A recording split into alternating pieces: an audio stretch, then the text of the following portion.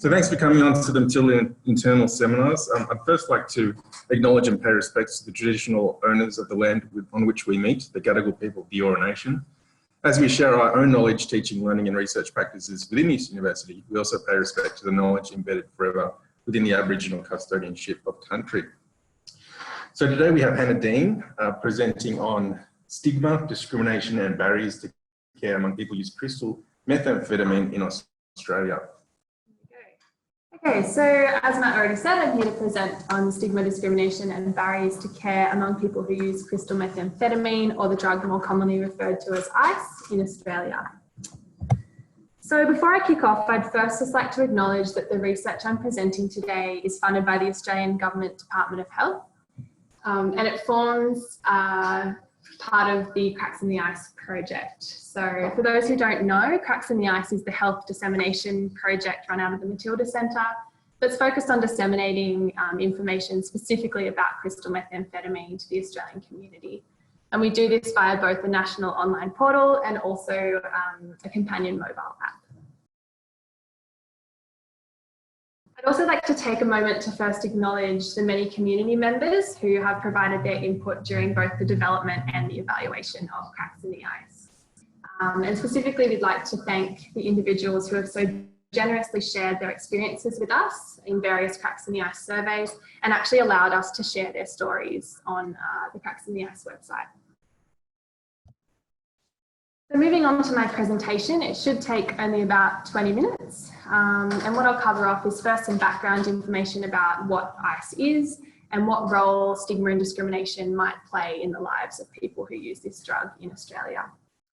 So I'll then move on to present the findings of the current study and cover off the usual sort of suspects of aims, methods, results, etc., before finishing off with some time for questions.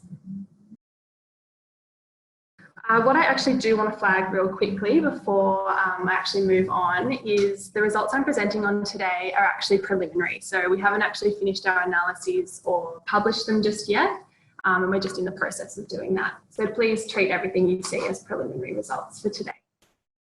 So first off, what is crystal methamphetamine, or the drug more commonly referred to as ice? So for those who don't know, ice is a stimulant drug. So what that means is that it speeds up the central nervous system and makes people feel more alert, energized and euphoric. It's a specific variant of a broader class of drugs known as methamphetamines, and it's actually typically the purest form. So what that means is that it's associated with a stronger and longer lasting euphoria, and it's also associated with a greater risk of dependence. So while most people who do try ice won't go on to experience dependent use, for those who do, they can go on to experience quite serious physical health problems, such as heart and kidney problems, stroke and other physical injuries. In addition, people can experience co-occurring mental health symptoms of depression, anxiety and psychosis. And it's important to note here that these symptoms can go on to develop into disorders in their own right. Lastly, for someone using ice, there can also be impairments in day-to-day functioning that can result in quite serious social and financial problems. For family and friends of people who use ice, there can be a lot of worry and psychological distress. And sometimes people can even end up neglecting their own needs for adequate sleep, nutrition, exercise, and also ongoing social engagement. As for how many people use ice in Australia, when we look at overall rates of use, we see that it's used less than other substances. So we had less than 2% of people who completed the last National Drug Strategy Household Survey in 2016 reporting having used methamphetamines in the past 12 months. So ice is only one form of these.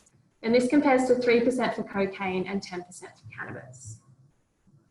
What we have seen in recent years, though, is an increase in the proportion of people who use methamphetamines reporting using ice as their main form of the drug. So back in 2010, we had only 22% of those who reported using methamphetamines reporting using ice as their main form.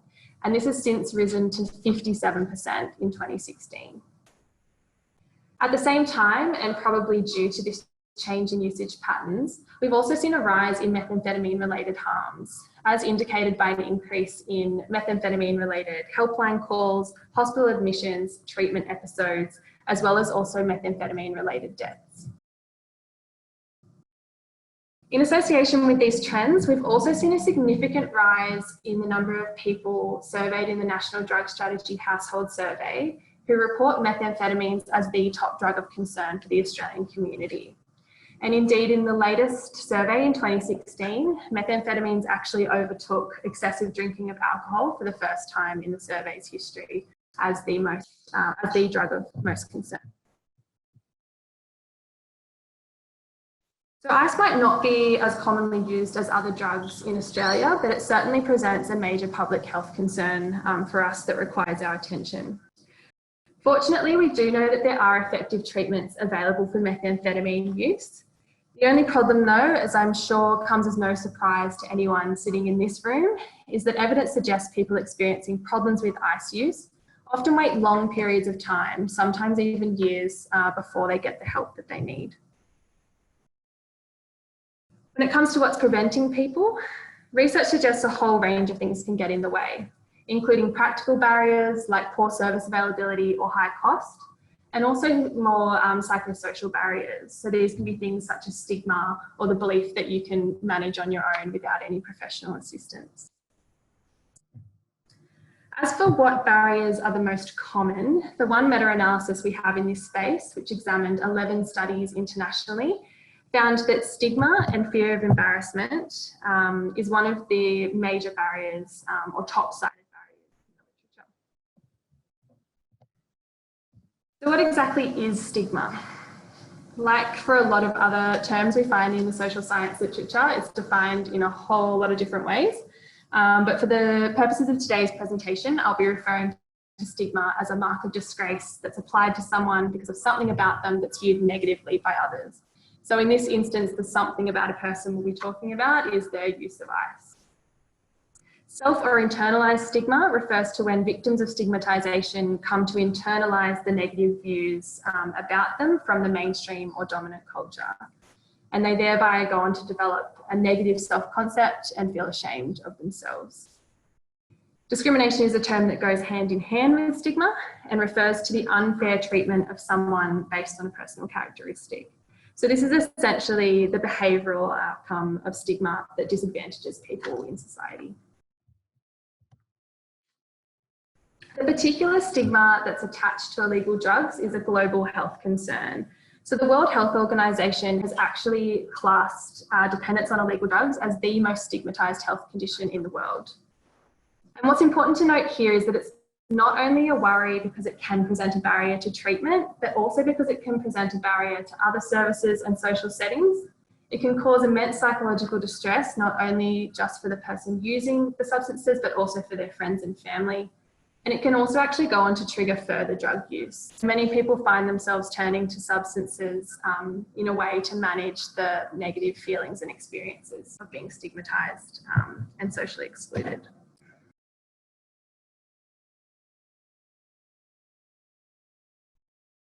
Zooming in on ice use in the Australian context specifically, we do see preliminary evidence of ice attracting a high level of stigma, as it's commonly portrayed in a negative light in Australia, and also, as we saw earlier, it attracts a higher level of community concern compared to other drugs.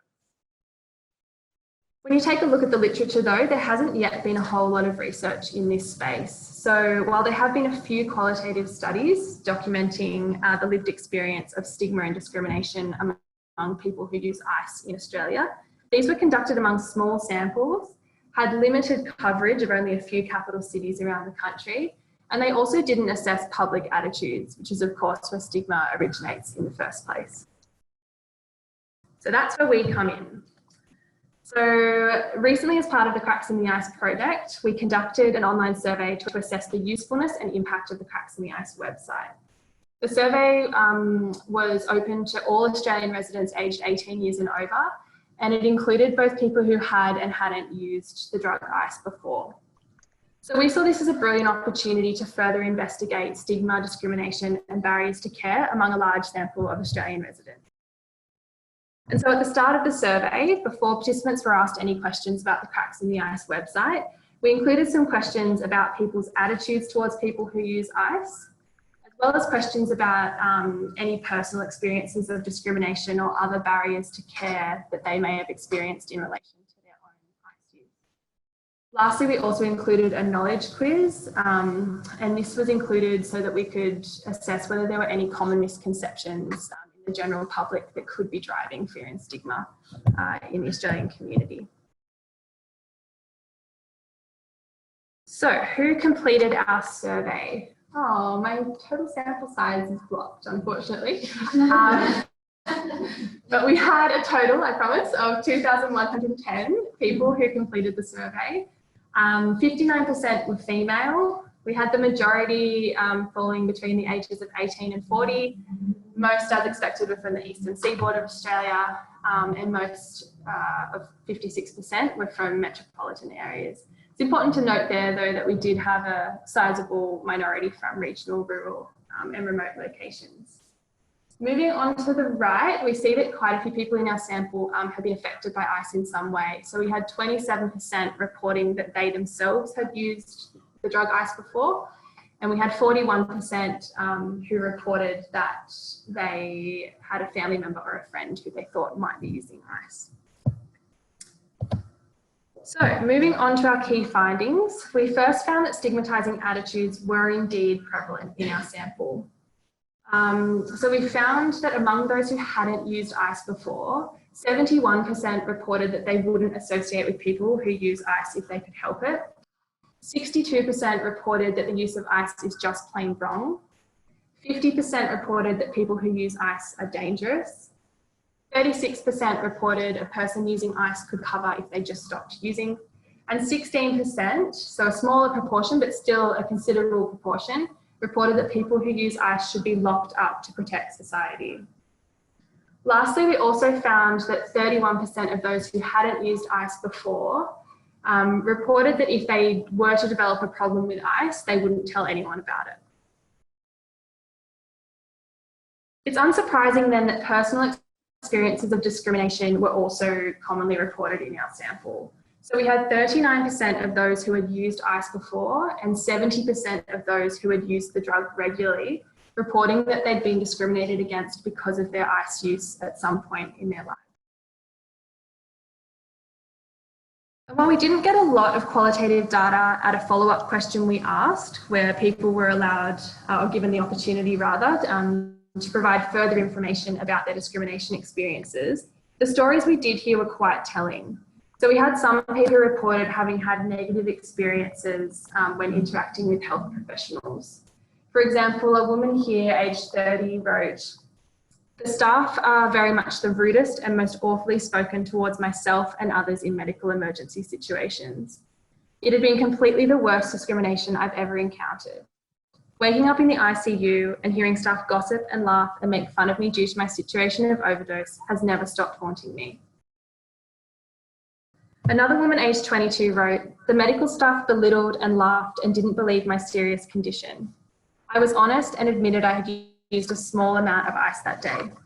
This woman had experienced a serious trauma earlier that day and had almost suffered a heart attack, but was thrown out due to being discriminated against because of her ICE use. And it wasn't until the police verified her experiences that she was eventually treated." Other people spoke about how they kept their ICE use a secret for fear of being judged by others. So we had a female aged 42 who wrote, "No one in my close circle knew of my ICE use." A man aged 32 wrote, "Hardly anyone knows I had an ICE addiction. Only my close friends, but not my family due to the risk of negative perception." And lastly, we had a female aged 24 who wrote, "I don't tell anyone that I'm an addict until they've gained my trust. Newcomers think I'm just a crackhead and going to do stereotypical things like steal or have sex for drugs."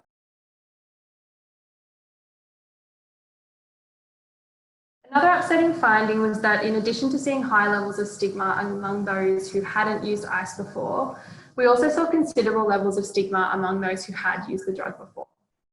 There were 53% who reported a person using ICE could recover if they just stopped using. 51% reported that they wouldn't associate with people who use ICE if they could help it. 38% reported if they had a problem with ICE themselves, they wouldn't tell anyone about it. 30% reported that the use of ice is just plain wrong, and 23% reported that people who use ice are dangerous.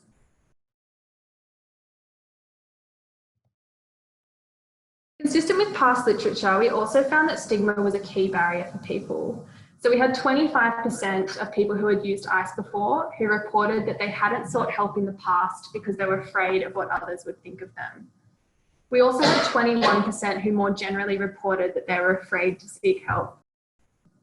So the only barriers more commonly reported than these were that people preferred to manage themselves, or they didn't think they had a problem with their ice use in the first place. It's important to note here that we did also ask participants at a separate question about the availability of services in their local area. And it was here that we found that this was also a big issue for people. So we had 40% of those who had used ice before reporting that health services in the availability of health services in their local area for ice use were either poor or extremely poor.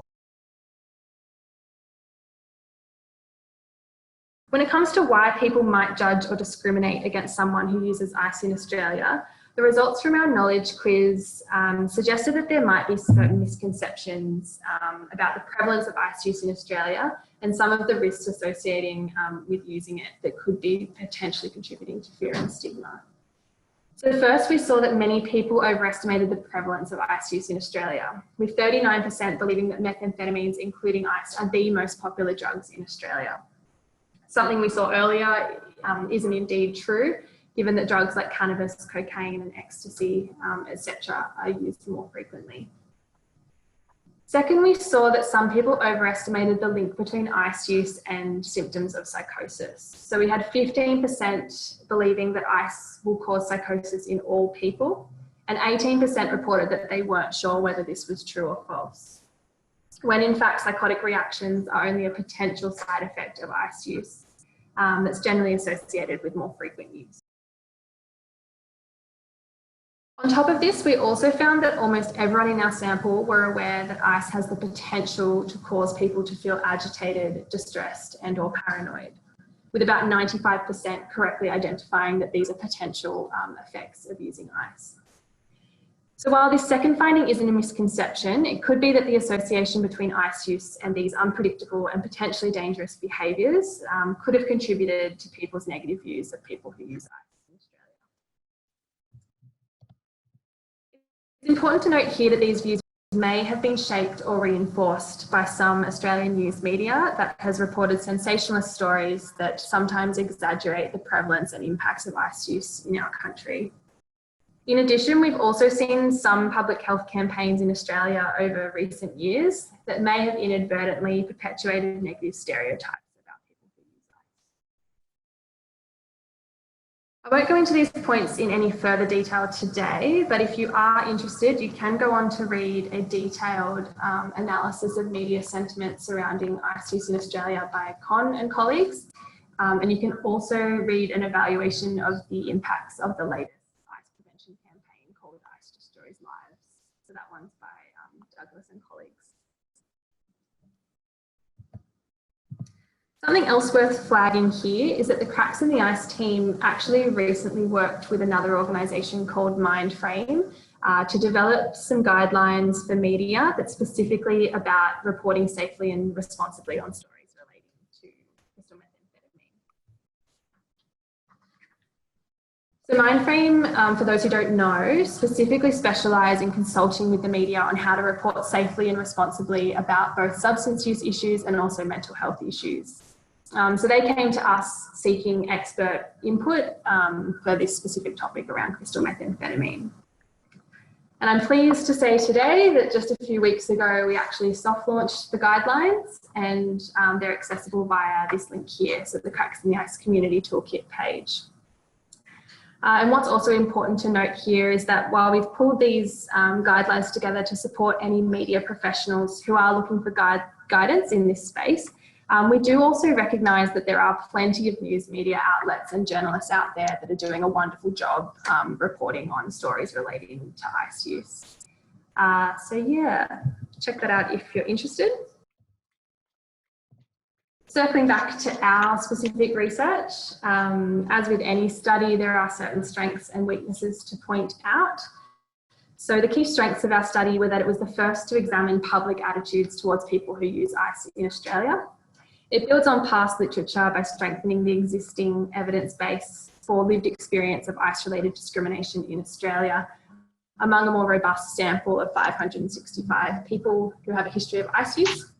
And lastly, our study drew insights from a large sample of over 2,000 Australian residents. And it did have good national coverage in terms of geographic location at a state and territory level, gender and age when we compared it to the Australian Bureau of Statistics population data. Of course, while this rough alignment with the Australian Bureau of Statistics population data is good, we can always do better. And so the first and major weakness of our study is that our convenient sampling methods have not allowed us to sample a nationally representative sample of Australian residents, meaning that our results can't generalise to the national population. Secondly, in utilising a self-report measure for stigma, we may have underestimated stigma in our sample, as may have the use of online web-based recruitment platforms and the cracks in the ICE communication channels, as these approaches may have reached more educated, computer literate, and potentially more liberally minded populations. So to bring everything together, the results of our recent study provide further evidence that there's a high level of public stigma surrounding ICE use in Australia. Many people who use ICE in Australia are discriminated against for their ICE use and often put off seeking help for fear of being judged. Lastly, our study did suggest there could be some misconceptions about the prevalence of ICE use in Australia and the way it affects people's behaviour that may be associated with these stigmatizing attitudes. So while more studies are certainly needed to confirm our findings, our initial investigation suggests we definitely have a lot of work ahead of us when it comes to ensuring people experiencing problems with ICE use in Australia feel safe and supported when reaching out for help. So next steps for the research, as I said earlier, the results I've just presented on are only preliminary. We're currently in the process of analysing the data and preparing it for publication. And for those who are interested, our analyses will be focusing on any potential associations between stigmatising attitudes, knowledge about ICE, history of ICE use, and a few other demographic variables of interest. Thank you very much for listening. And hopefully have time for questions.